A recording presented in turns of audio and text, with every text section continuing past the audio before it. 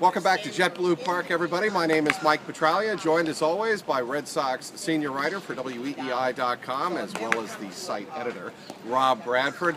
Rob, the news today, again, Grady Sizemore. I had the opportunity to watch him in the AAA spring training game, the Pawtucket Red Sox taking on the Norfolk Tides, the AAA team of the Baltimore Orioles.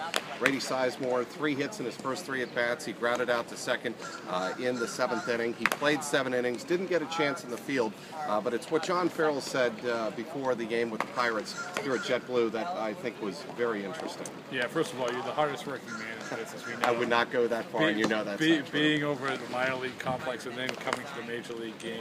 No, not even the players did not do that. Not even the coaches do that. John Farrell didn't do that. But John Farrell talked about what they expect of Grady Sizemore, talked again about this being a competition in the center field job, and how they're going to amp up for next week. And it's really interesting because he'll probably get 3 days in a row on Saturday, Sunday, Monday.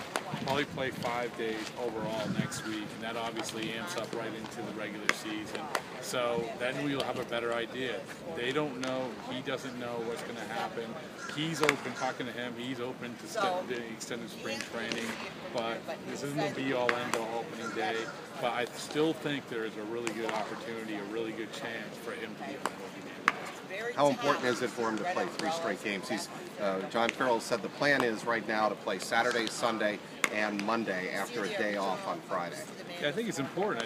And that's the interesting thing, Trax, because you're almost running out of time here. He's going to play 5 days next week, but are you going to lean on that 5 days to say this guy can do it for an entire month? It's a tricky situation, but if they feel like he can come out of those 3 days, those 5 days in good shape, like he has been every single day, then maybe it's worth the risk, because if something does happen, they always have Jackie Bradley slide. Right, and if he does accept some type of assignment to extended spring training, then Jackie Bradley Jr., no question, does make the roster. That was some conversation on Tuesday, but Wednesday it's becoming a little bit more clear that they are trying to ramp up, the Red Sox, Grady Sizemore, to have him ready, or at least have a decision made definitively next week. Let's talk about the Red Sox bullpen now, Rob. Craig Breslow, he's the question mark as the possible third left-hander in the bullpen to travel north. He will start to get into some action this weekend. He's done some throwing on the side. Where do things stand with Craig Breslow? Well, he's going to throw his first game on Monday, and that gives you a week before opening day. And I asked him, do you think that you'll be ready for opening day? And he said, yes, I think so. I don't know if Phil thinks so. And I think it really is going to be dependent on how he feels in this game.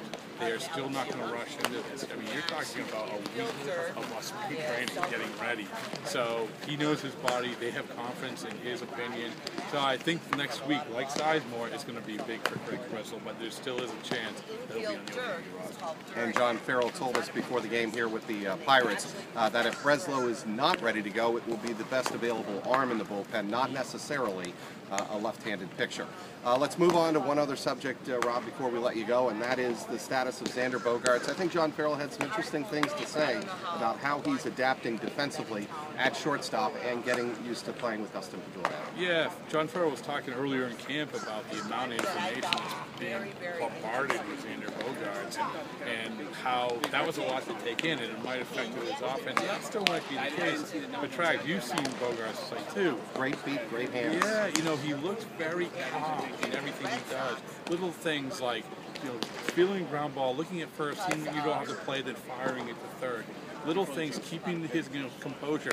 That's what has impressed me, how he's able to slow down the game down here. Because as a rookie, that's hard to do. So I think that, very encouraging. They're encouraged, and the whole goal here is to get him in the right frame of mind heading into opening day, where he is playing with a lot of confidence, which I think that's going in the right direction. All right, the Red Sox play the Pirates, then they play in a night game, and then they play another night game against the New York Yankees, a sort of home and home with a day in between, if you will, on Thursday night here at JetBlue Park. Then they play in Clearwater against the Phillies on Friday, and in Lake Buena Vista outside Orlando against the Braves on Saturday.